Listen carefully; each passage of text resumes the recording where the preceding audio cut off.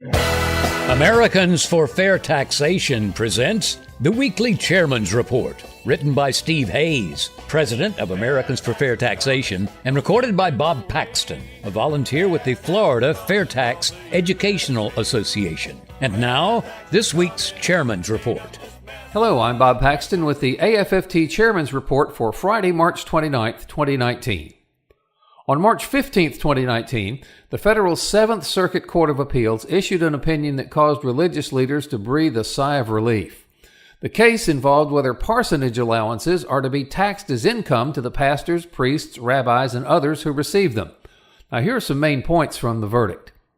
In briefs filed urging the court to uphold the parsonage allowance, the U.S. Treasury Department and several intervening religious organizations asserted that the very survival of many congregations was dependent on the parsonage allowance.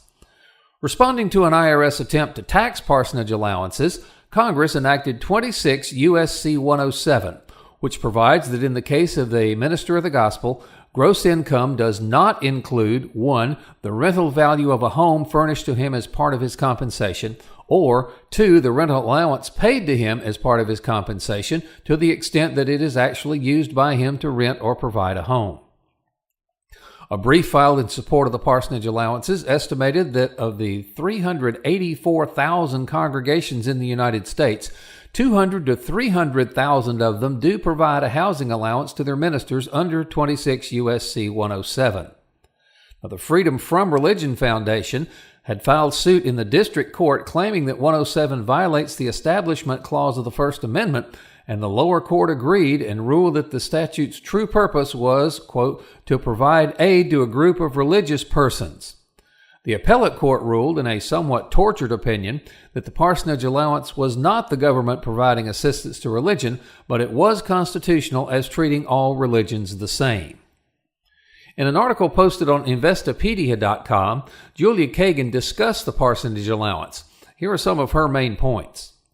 The parsonage allowance is an allowance to clergy, rabbis, or ministers for the expenses of providing and maintaining a primary residence, and it's often called a rental allowance or housing allowance. Section 107 of the Internal Revenue Code allows ministers of a religious body to exempt some or all of their housing allowance from gross income for income tax purposes, but it is included in income for self-employment taxes. The pastor, rabbi, or minister can exclude from gross income the lesser of the following amounts: the amount designated as a housing allowance, the amount actually used to provide or rent a home, or the fair market rental value of the home, including furnishings, utilities, garage, etc. An analysis of our numbers showed that allowing a pastor, priest, or rabbi to deduct a housing allowance from total income saves around $2,200 in taxes. Now let's look at the impact on clergy and religious institutions in the United States. According to an article posted by Church and Tax Law, the parsonage allowances is estimated to be worth nearly $1 billion annually for clergy members. Now, churches are not directly subject to income taxation and are not required to file income tax returns, but the loss of the parsonage allowance would mean that churches would have to pay at least $1 billion more in compensation in order to provide the same amount of net income to their clergy. Of course, a church paying an additional $1 billion to their clergy will mean that the churches will have $1 billion less to perform their activities, or they will have to obtain that $1 billion from additional donations from their members, or a combination of both. They dodged a bullet this time, but assuming that the ruling by the Seventh Circuit is not overturned by the U.S. Supreme Court, it is a warning to all Americans that the income tax is a powerful weapon in the hands of Congress in the swamp to dramatically affect the operation of churches. If the decision had been that the parsonage exemption was improper, we can see how it would have adversely affected churches. Now, the main reason that the parsonage allowance was not rejected is that Congress had enacted a specific statute dealing with it. If this statute is ever repealed, the parsonage allowance would no longer be available. Now, if many churches have come to rely on the availability of the parsonage allowance, then they are, in fact, under the thumb of Congress and the swamp. This becomes a real problem if some of the voices now in Congress ever assume a position to change this law. In conclusion, under the fair tax, there's no need for a parsonage allowance. None of the money paid by the church to their clergy will be taxed.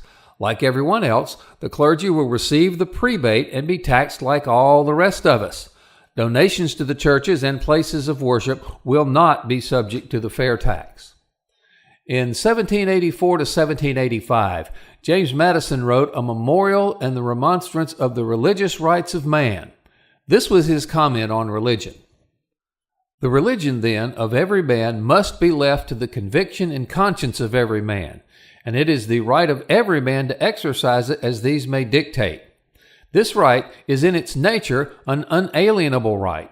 It is unalienable because the opinions of men, depending only on the evidence contemplated by their own minds, cannot follow the dictates of other men. It is unalienable also because what is here a right towards men is a duty towards the Creator. It is the duty of every man to render to the Creator such homage and such only as he believes to be acceptable to him." End of quote.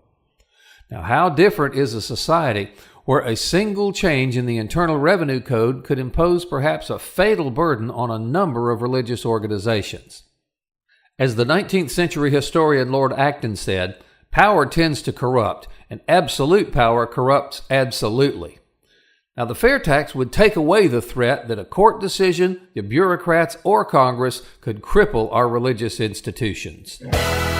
This has been the Weekly Chairman's Report, written by Steve Hayes, President of Americans for Fair Taxation. Check back every week for news and information about the fair tax, and learn why the fair tax should replace our antiquated federal income tax system. If you'd like to receive a copy of the Chairman's Report in your inbox every week, sign up at fairtax.org or bigsolution.org.